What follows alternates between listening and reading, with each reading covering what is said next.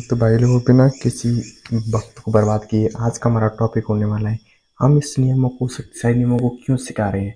आप इनका दुरुपयोग ना कीजिए, बल्कि जो भी व्यक्ति आप पर इनका यूज कर रहा है गलत तरीका से, उनको समझ पाओगे, उनको विफल कर पाओगे। क्योंकि ये नियम है ना, इनका यूज यदि किसी आपके साथ बुरा हो रहा है तो कोई बुरा करने वाला व्यक्ति आपके साथ यूज कर रहा है इन नियमों को। इन नियमों को जानिए और उसकी जो आपके प्रति संदेह भरी निगाहें हैं उनको कम कीजिए, अपने शत्रु को नस्ते नाबूद कर दीजिए। तो ऐसा ही हमारा आज का फिर से एक नियम होने वाला है, जिसका नाम है, जैसे किसी चैप्टर का, किसी पुस्तक के चैप्टर का नाम होता है, उसी प्रकार आज इस नियम का नाम है अनुयायी बनाने के लिए लोगों के विश्वास का लाभ उठाएं। कई लोग इसका काम करते हैं। आपको इसको एक पॉजिटिव तरीके से भी ले सकते हो और नेगेटिव तरीके से भी ले सकते हो। पॉजिटिव तरीके से कैसे कि आपके साथ इन नियमों का इस्तेमाल कौन कर रहा है, उनसे दूर कैसे रहा जाए और कैसे पता चले कि इस्तेमाल कर रहा है नियमों का। और एक होता है नेगेटिव तरीके से कि इन नियम मेरे को क्यों बता रहे हैं। ये ऐसे ऐसे नियम हैं जो व्यक्ति को आकर्षित कर सकते हैं, व्यक्ति को शक्तिशाली बना सकते हैं, लेकिन इसमें कई काम ऐसे भी हैं जो हर कोई व्यक्ति नहीं कर सकता। यानी कि शक्तिशाली बनने की जरूरी नहीं है कि यही नियमों का पालन के द्वारा शक्तिशाली बना जाए। ये तो सिर्फ नियम है। ये तो जीवन में जिस प्रकार रोटी बनाना, खाना बनाना ये जरूरी है, उसी प्रकार ये भी जरूरी है नियमों का पता होना। तभी तो आप जान पाओगे कि नियमों की उपयोगिता क्या है, इन नियमों का महत्व क्या है। कोई आपके साथ इन नियमों से खिलवाड़ तो नहीं कर रहा, नहीं बहुत सारी चीजें। चालू करते हैं आज का हमारा टॉपिक, अनुयायी बनाने के लिए लोगों के विश्वास का लाभ उठाए। लोगों की प्रबल इच्छा होती है कि किसी चीज में विश्वास करें। ठीक है, लोगों की प्रबल इच्छा होती है किसी चीज में विश्वास करें। ये साइकोलॉजिकल चीज है ना। उन्हें अनुसरण करने के लिए कोई नया उद्देश्य या नई आस्था देकर इस इच्छा का लाभ उठाएं। अपने शब्दों को स्पष्ट लेकिन सुनहरी भावनाओं से भरपूर रखें। तर्क और स्पष्ट चिंतन की बजाय उत्साह पर जोर दें। अपने नए अनुयायियों को कर्मकांड की कुछ परंपराएं दें। उन्हें अपने लिए त्याग करने को कहें। संगठित धर्म और महान उद्देश्यों के अभाव में आपका नया आस्था तंत्र आपको असीमित शक्ति प्रदान करेगा। ये क्या कह रहा है? एक कह रहा है कि लोगों को विश्वास करने की बहुत जल्दी होती है दूसरों पर, जब तो ये धर्म पंथ इतने बढ़े हुए हैं। ये कह रहा है इनका इस्तेमाल करो। इनका इस्तेमाल कैसे करना है कि आपको एक अपना ऐसा एक धुंधला हुआ अपना उद्देश्य बताना जो महान उद्देश्य हो, लेकिन उसको यानी कि महान उद्देश्य को प्राप्त करने का वादा करना है, लेकिन थोड़े मतलब अस्पष्ट तरीकों से, संयोग के तरीके से। ये नहीं कि हम करेंगे, इसी को करेंगे, नहीं ऐसा नहीं, बल्कि आपको स्पष्ट तरीके से करना है। लोग उसको इस तरीके से लें कि अपने तरीके से ले, है ना। अपने शब्दों को स्पष्ट लेकिन सुनहरी संभावनाओं से भरपूर रखें। स्पष्ट कहें लेकिन उनकी जो भावना है इतनी प्रबल होनी चाहिए कि व्यक्ति को सोचने पर मजबूर कर दे, यानी कि आकर्षित करे। कहने का मतलब ये है, ऐसा पंथ बनाना है। किसी नए धर्म का संस्थापक बनने के लिए इंसान को आम लोगों के मनोविज्ञान का अच्छा ज्ञान होना चाहिए, जो अब तक इस बात को नहीं पहचान पाए हैं कि वे एक साथ जुड़ सकते हैं। 5 आसान कदमों से पंथ की शुरुआत। पंथ किसे कहते हैं? लोगों के समूह को पंथ कहते हैं। किसी एक भावना पर चलने वाले लोगों को पंथ कहते हैं। किसी एक जानकारी पर चलने वाले लोगों को पंथ कहते हैं। कुछ उसमें परंपराएं होती हैं, कुछ शब्द होते हैं, कुछ विचार होते हैं, कुछ चीजें होती हैं। इसी प्रकार इसमें भी पंथ में हर चीज होती है। उसी प्रकार अपना भी एक पंथ बन सकता है। पंथ मतलब क्या? संगति से ले सकते हो आप, यानी कि आपको अपनी संगति किस प्रकार की बनानी चाहिए, यानी कि आपको अपनी लेवल के व्यक्ति कैसे मिलेंगे और उस संगति को कैसे लगातार बनाया जाएगा और उसके अंदर बहुत लोगों को कैसे जोड़ा जाए। यदि आप किसी धर्म संस्था में जुड़े हुए हैं तो उसमें कई लोगों को कैसे लाया जाए, कैसे उसमें लोगों को इकट्ठा किया जाए, कैसे उनको ये प्रेरित किया जाए कुछ भला करने के लिए, अपनी समाज को बढ़ाने के लिए लोगों को जोड़ा जाए। तो ये सारे पंथ में ही आते हैं ना। तो अब इसी जानकारी को मैं और व्याख्या से 5 कदमों में बताएंगे, यानी कि पंथ की शुरुआत 5 आसान कदमों से। यदि आप इन 5 नियमों का पालन करेंगे तो आप जरूर पंथ बना पाएंगे, है ना। न्यूनतम कोशिश से सर्वाधिक शक्ति हासिल करने के तरीकों की खोज करते समय आप पाएंगे पंथ बनाना ऐसा करने का बहुत ही अच्छा तरीका है। यानी कि अगर यदि आप अपनी शक्ति को दिन दुगनी रात चौगुनी बढ़ाना चाहते हैं तो एक पंथ बनाना एक सबसे अच्छा तरीका होगा। कैसे होगा ये भी हम जानने वाले हैं ना। आपके समर्थक ना सिर्फ आपकी पूजा करेंगे बल्कि वे आपके दुश्मनों से भी आपकी रक्षा भी करेंगे और दूसरों को आपके समूह में शामिल होने के लिए प्रलोभन देंगे। यदि आप किसी पंथ से जुड़े हैं, किसी आस्था से जुड़े हैं, तो आप उस आस्था को दूसरे को व्यक्ति को फैलाना चाहोगे। जब दूसरा व्यक्ति उस आस्था को ग्रहण करेगा तो वो भी आपके एरिया में आ गए ना, और आप किस एरिया में, उस व्यक्ति के एरिया में हो, यानी वो शक्तिशाली के व्यक्ति में। वो शक्तिशाली व्यक्ति कौन है? वो जो आप हो, जो शक्तिशाली बनना चाहता है, वो इन नियमों का पालन करेगा, इन नियमों के द्वारा शक्तिशाली बनेगा।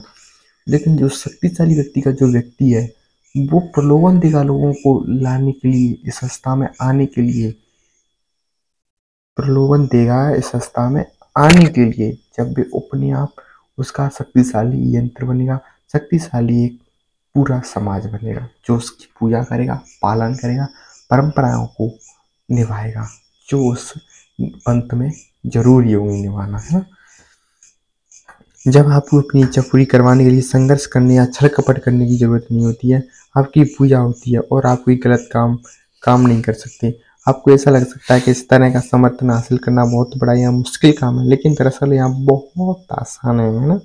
ये बहुत आसान है। लोग हमेशा किसी न किसी पर भरोसा करने की हड़बड़ी में रहते हैं, इसलिए भी अनावश्यक रूप से संत और पंथ का निर्माण करते हैं। इस विश्वास करने की आदत का लाभ उठाएं, खुद को पूजनीय बना लें। इन 5 आसान कदमों के द्वारा अपना पंथ बनाएं। आप खुद को पूजनीय कैसे बनाना है, किस तरीके से आप पूजनीय बनोगे, ये सारे चीज़ें दी गई हैं इस चीज़ में। आपको सबसे पहला कदम उठाना है, आपको अपना इसे स्पष्ट लेकिन आसान रखें, है ना, फैलाने में। इसे स्पष्ट रखें लेकिन आसान भी रखें। ये नहीं कि आपके अंदर जो भी आपकी पंथ चीज़ है, ये ऐसी ना हो जो लोगों को मतलब अच्छी ना लगे। ये अच्छी लगे लेकिन स्पष्ट होनी चाहिए, ये भी बहुत जरूरी है। क्योंकि आपको लोगों को उद्देश्य पता पड़ गया ना, तो फिर उद्देश्य को फिर पूरा हो गया उद्देश्य, तो आपका पंथ भी समाप्त हो जाएगा। ध्यान रखना है ना। पंथ बनाने के लिए सबसे पहले आपको लोगों का ध्यान खींचना होगा, लोगों का ध्यान खींचना होगा। आपको पंथ क्यों बनाना है? आपको शक्तिशाली बनने के लिए पंथ बनाना है। शक्तिशाली बन गई है, अपनी पूजा करवाने के लिए आपको बनाना है, अपनी शक्ति को लगातार बढ़ाने के लिए आपको पंथ बनाना है, आपको आगे के समाज की सेवा के लिए पंथ बनाना है। लेकिन किसी को इस चीज़ को वो किसी भी चीज़ में प्रयोग कर सकता है, जैसे कि वो पंथ बना सकता है किसी अच्छे कार्य के लिए, पंथ बना सकता है वो किसी की सेवा के लिए, पंथ बना सकता है किसी भी जरूरी जानकारी को हासिल करने के लिए, और पंथ बना सकता है किसी भी चीज़ को हासिल करने के लिए। जैसे कोई विद्यार्थी होता है, वो लोगों का समूह बना सकता है, विद्यार्थियों का समूह बना सकता है, लोगों का नहीं। तो उस समूह के जरिए वो एक दूसरे में ज्ञान बांट सकते हैं, एक दूसरे की पुस्तक ले सकते हैं, एक दूसरे की सारी चीज़ों पर ध्यान रख सकते हैं, जिससे उनको अच्छा ज्ञान और जल्दी प्राप्त करने का आसान तरीका हुआ, है ना। समझ पा रहे हो बात को। आपको अपने कर्मों के माध्यम से नहीं करना चाहिए, ये बहुत स्पष्ट होती है। आपको अपने कर्मों के माध्यम से नहीं, आसान मतलब आकर्षित नहीं करना है लोगों को, बल्कि स्पष्ट तरीके से करना है। समझ पा रहे हो बात को। ये शक्तिशाली लोगों की समझ में आएगी, ये बात ध्यान रखना। आपके मुझे पता है आपकी समझ से बाहर हो रहा होगा मैं जो भी कुछ कह रहा हूँ, लेकिन आप समझने का प्रयास करेंगे तो समझ में भी आएगा। एक बार नहीं, 2 बार नहीं, 3 बार वह समझ में आएगा। क्योंकि हर चीज़ पहली बार में अच्छी चीज़ है। बच्चे लोग पहली बार में और जल्दी समझ नहीं आते, उनको टाइम लगता है समझने में। तो उसी टाइम की खातिर आपको भी अपना समय देना होगा। जब आप समय दोगे तभी तो आप कुछ कर पाओगे, कुछ बड़ा कर पाओगे। तो फिर समय देना होगा आपको किसी भी चीज़ में हो।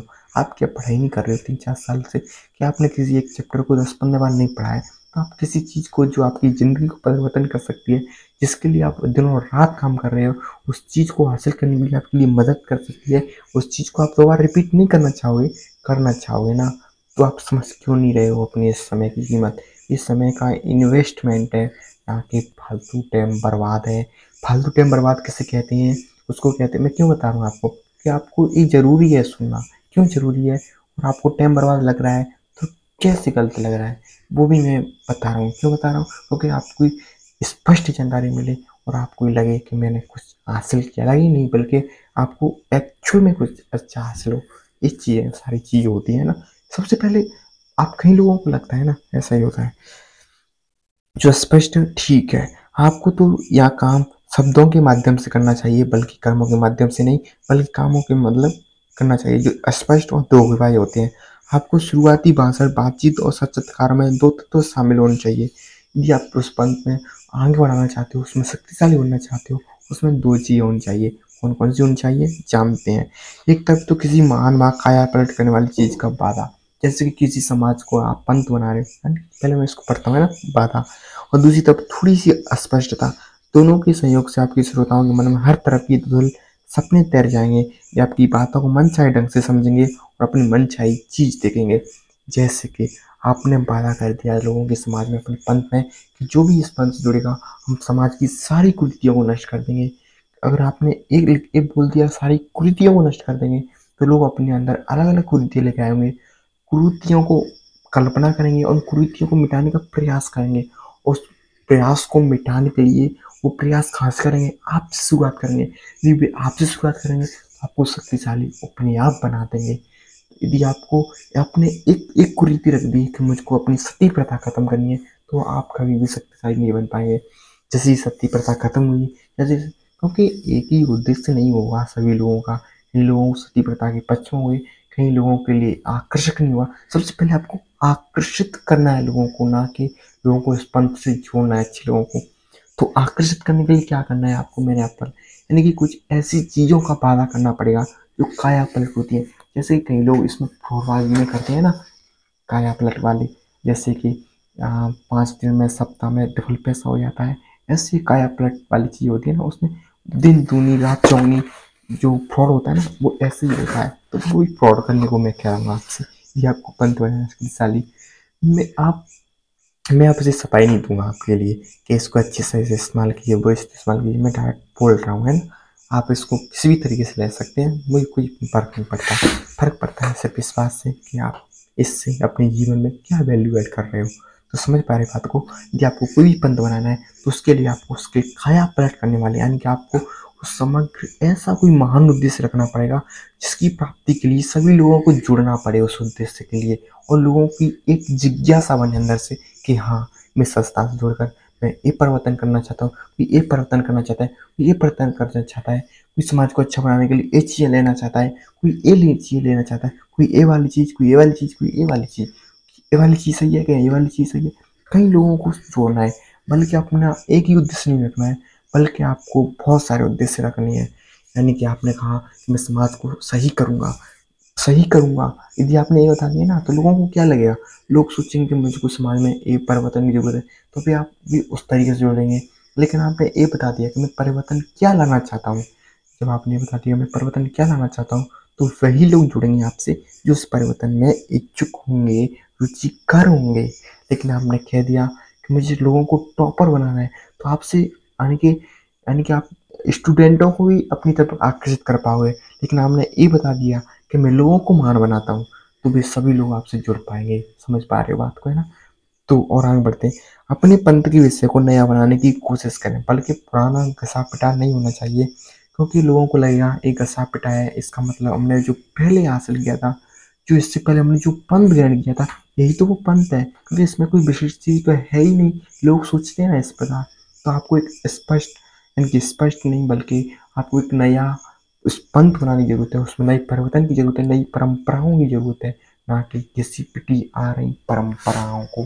मेरी बात को समझ रहे हो ना, समझते रहो अच्छी तरीका से, क्योंकि इसे समझना हर किसी की बस की भी बात नहीं है ना। अब आप अब तक बने रहे हो तो अच्छी बात है यार, आप बहुत कुछ सीखने वाले हो। तो चलते और आगे, है ना। अपने पंथ के विषय को नया बनाने की कोशिश करें, क्यों, ताकि बहुत कम लोग इसे समझ पाए। सही तरह से करने पर स्पष्ट बाधाओं, धुंधली लेकिन आकर्षक अवधारणाओं और प्रबल उत्साह का संयोग बहुत शक्तिशाली होता है। सही तरह से इसका इस्तेमाल करने पर आप लोगों के दिलों को जीत लेंगे और आपके चारों तरफ एक पंथ खड़ा हो जाएगा। पंथ मतलब लोगों का समूह। वे समूह कौन होगा, जो आपकी बात को मानेगा, जो परिवर्तन लाएगा, जो आप कहोगे इस चीज को आप अच्छी चीजों में भी इस्तेमाल कर सकते हो और बुरी चीजों में भी इस्तेमाल कर सकते हो। लेकिन मैं अब ये नहीं कहूँगा कि बुरा इस्तेमाल नहीं करना है, इतना तो आप जानते हो ना। मैं अब जो चीज़ें आपको जानती हैं, मैं उन चीज़ों को नहीं कहने वाले यहाँ से आगे। और दूसरा कदम आता है हमारा, कौन सा आता है, दिखने वाली चीज़ों को बौद्धिक बातों से। इस दूसरा कदम है, दिखने वाली चीज़ों को बौद्धिक बातों से ज़्यादा महत्व दें। ठीक है, बातों से ज़्यादा जो दिखने वाली चीज़ें हैं उनको ज़्यादा महत्व दें। इसका मतलब क्या है, जब लोग आपके आसपास एकत्रित होने लगे तो दो खतरे सामने आएंगे। जब लोग आपके सामने जुड़ने लगेंगे, जब आप पंथ को ग्रहण करने लगेंगे, लोग आपकी परंपराओं का पालन करने लगेंगे, तो जब आपके समझ तो क्या आएंगे, समस्या आएंगे। वे कौन सी हैं?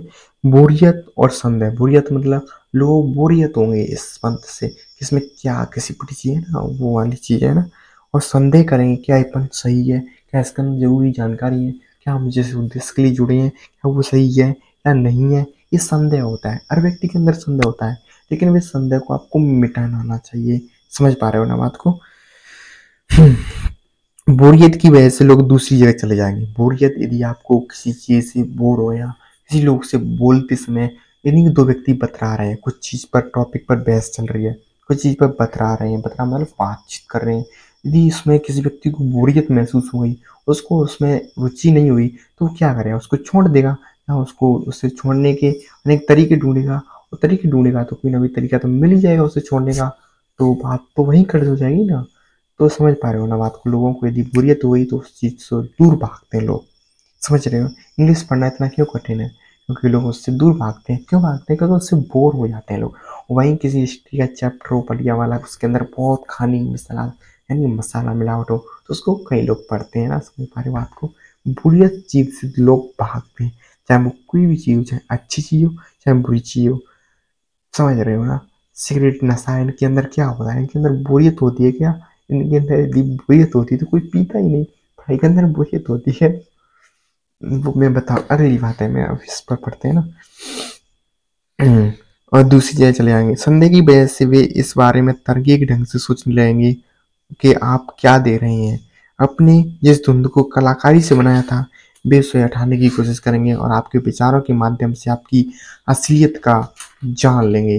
यदि लोग आपकी असलियत को जान गए ना, तो आपका एक पंथ धराशायी हो जाएगा। कई लोग होंगे तर्क करने वाले, विचार करने वाले, विमर्श करने वाले, लोगों को जोड़ने वाले और लोगों को आपस में अपना उद्देश्य देखने वाले। लेकिन आपको लोगों का उद्देश्य नहीं, सिर्फ अपना उद्देश्य देखना है। समझ रहे हो? आपको इस बात की जरूरत है कि आप बोर हो चुके हैं। लोगों को रोचक अनुभव प्रदान करें और शक करने वालों को दूर रखें। यदि आपको पंथ बनना है, उसमें कोई शक कर रहा है बार बार, आपको आपको हर जगह हर समय अड़चन पैदा कर रहा है आपके कार्य में, तो उससे दूर रहिए, उसको निकाल दीजिए उससे। इसी में फायदा होगा, क्योंकि उसका उत्तर देते वक्त आप उसमें ही उलझे रह जाओगे। आपको अपने को बड़ा लक्ष्य बनाना है, तो बड़ी सोच भी रखनी पड़ेगी, कुछ चीज़ों का त्याग भी करना पड़ेगा। त्याग मतलब क्या है यार? इतना तो करना पड़ता है कि आपको कोई कार्य करने के लिए त्याग भी नहीं कर सकते, इतनी शक्तिशाली बनने के लिए इतना करना पड़ेगा मेरे भाई, करना पड़ेगा, है ना। शक करने वाले को दूर रखें ना। ऐसा करने का सबसे अच्छा तरीका है नाटकीय प्रभाव डालना। खुद को विलासिता से घेरे रखें, विलासिता से घेरे रखें। चकास चौंध से अपने समर्थकों को चौंधिया दें, उनकी आंखों के सामने भव्यता की तस्वीर पेश करें। इससे वे आपके विचारों की मूर्खता पर ध्यान नहीं देंगे और आपके विश्वास तंत्र के छिद्रों को नहीं देख पाएंगे। इसके अलावा ऐसा करने से आपकी तरफ ज़्यादा लोगों का ध्यान आकर्षित होगा और आपके ज़्यादा अनुयायी बनेंगे। अनुयायी कब बनते हैं? जब वे अनुयायियों का उपदेश प्राप्त करने वाली आपके अंदर काबिलियत होती है। लेकिन वो काबिलियत किसके आधार पर रखी गई है? या तो उस काबिलियत में जो आपने स्पष्ट लक्ष्य रखे हैं उनमें छिद्र हो रहे हैं, लेकिन उनको लोगों को देखेंगे नहीं। जब तक नहीं देखेंगे, जब तक वे तर्क से अपने आप को दूर रखकर अपने उद्देश्यों को छोड़ करके नहीं सोचेंगे, और ऐसा कभी होगा नहीं और आपका उद्देश्य कभी दिखेगा नहीं, तो आप बन जाओगे क्या? महान। तब आता है हमारा तीसरा कदम, पंथ बनाने के लिए, समूह को बनाने के लिए धर्म जैसा तंत्र बनाए। धर्म जैसा तंत्र बनाए। समझ रहे हैं ना बात को? आपके अनुयायियों की संख्या बढ़ रही है, अब उन्हें संगठित करने का समय आ गया है। अब आपके अनुयायी, आपने उनको आकर्षित कर लिया, उनको उद्देश्य ऐसे बना दिए बहुत तगड़े तगड़े, अब आपकी तरफ वे आकर्षित होने लग गए हैं। अब आकर्षित होने लग गए हैं, अब उन्हें संगठित करने का समय आ गया है। इस तरीका कोई है जो आपको ऊपर भी उठाए और तसल्ली भी दे। धर्मों ने युगों युगों से लोगों को अनुयायी बनाया है और आज के धर्मनिरपेक्ष युग में भी ऐसा कर रहे हैं। अपने अनुयायियों के लिए कुछ नियम बनाएं, उन्हें तांत्रिक रूप में संगठित करें, उन्हें धार्मिक झलक वाले पदनाम दें, उन्हें ऐसे त्याग करने को कहें जिनकी आपकी तिजोरी भरे और आपकी शक्ति बढ़े। अब इस पंथ से आप भी समझ पा रहे हो, मैं नियम बता रहा हूँ, इनका पालन किया है किन पंथों ने, जो इस समय जो समझदार व्यक्ति है इनकी आलोचना करता है। ऐसे कई लोग हैं जो इनकी आलोचना करते हैं, बिल्कुल भी सही बताते हैं। उन लोगों को इस पंथ से दूर रखना है, समझ रहे हो। अब तीसरा कदम मैंने क्या बता रहा हूँ, मैं इसमें तीसरा कदम बता रहा हूँ, लोगों को बदनाम दें, लोगों को क्या करें, उनकी तिजोरी भरें, यानी कि आपको उन चीज़ों को त्यागना है, उन चीज़ों को उनसे त्यागवाना है, उन चीज़ों को छुड़वाना है जिनसे आपकी तिजोरी भरे। आपको उन लोगों से वे काम करवाने हैं जिससे आप शक्तिशाली महसूस हो और आपके अंदर हर तरीके से आप सफल और महत्वपूर्ण हासिलता प्रदान कर सको। वे बदनाम देने आपको लोगों को, वही सारी चीज़ों को करना है ना। लोगों को ऊपर उठाएं और तसल्ली भी दें, ठीक है, जो आपको ऊपर भी उठाएं और तसल्ली भी दें, ऐसे लोगों को बनाना है। अब आपका धर्म बन गया है, अब आपके लोग आकृष्ट हो गए हैं, अब लोगों को आ गया है संगठन करने का तरीका। संगठन कब बनता है, सरकार कब बनती है, जब अलग अलग पदनाम होते हैं, कोई मंत्री है, कोई राजा है, कोई राष्ट्रपति है, कोई प्रधानमंत्री है। तो इसी प्रकार आपके पंथ में अलग अलग समूह, अलग अलग चीजें रखनी है, जिसके माध्यम से आपका पंथ एक विकसित रूप ले पाएगा, जिससे उन उन जो आपके पद है ना, उनको प्राप्त करने के लिए उनके अंदर योग्यता भी होनी चाहिए। उन योग्यताओं में क्या होना चाहिए, वो आपके फायदे में होना चाहिए। और नंबर है तीसरा। अब आता है चौथा, आपकी आय के स्रोत को छिपाएं। अपनी आय के स्रोत को बताना नहीं है, जो आपका उद्देश्य है, जो आपको उससे हासिल हो रहा है उस पंथ से, वो लोगों को नहीं बताना है। नहीं तो लोग न जाने कितने पंथ खड़ा कर देंगे, समझ रहे हो बात को। तो मैं सारा तरीका सीखूंगा। अब आता है पांचवा कदम, हम बनाव का तंत्र स्थापित करें। बनाव का तंत्र मतलब समूह अब बढ़ा गया, समृद्ध हो गया, किसी चुम्बक की तरह लोगों को आकर्षित कर रहा है। लेकिन अगर आप सावधान नहीं रहेंगे तो आक्रामकता हावी हो जाएगी और समय तथा बोरियत आपके समूह को, चुंबकीयता को खत्म कर देगी। अपने अनुयायियों को एकजुट रखने के लिए आपको अब वहां करना चाहिए जो सभी धर्मों ने किया है। हम बनाम वे तंत्र का स्थापित करेंगे। सबसे पहले तो सुनिश्चित कर लें कि आपके अनुयायियों को यह विश्वास हो कि वे आपके लक्ष्यों के सूत्र में बंधे और एक विशेष समूह का हिस्सा है। फिर इस बंधन को मजबूत बनाने के लिए चालाक दुश्मन की ओर इशारा करें जो आपको बर्बाद करना चाहता है। अगर आपका कोई दुश्मन ना हो तो दुश्मन ईजाद करने, दुश्मन खरीद लें। तो मैंने बता दिया पंथ बनाने के फायदे।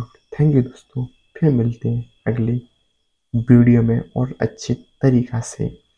बनावे तंत्र का मतलब है लोगों को उद्देश्य दें, लोगों को ऐसी ऐसी चीज़ें दें उनको करने में फिर हो नहीं सकती, लेकिन उनको करने का लोगों को बताएं उस पंथ में। तो जब उनकी तरफ भी आकर्षित होंगे लेकिन वो काम नहीं हो पाएंगे, तो वे आपके धर्म को और आकर्षित होंगे। ये कैसे होगा, कैसे होगा, फिर आपके और अनुयायी बनेंगे और आपके अंदर आपको ऊपर उठाएंगे वे। तो समझ रहे हैं पंथ कैसे बनाए जाते हैं, 5 कदम। इन यदि ये मैंने बताई है, इनकी वजह से कोई पंथ खड़ा हुआ है इनसे, तो आपको उस पंथ से दूर रहना है। आपको समझ रहे हो ना बात। लेकिन यदि आपको ऐसा ही पंथ खड़ा करना है तो वो कैसे खड़ा हुआ, वो मैंने आपको बता दिया है। लेकिन कोई पंथ इससे खड़ा हो तो वो उससे आपको दूर रहना है। Thank you.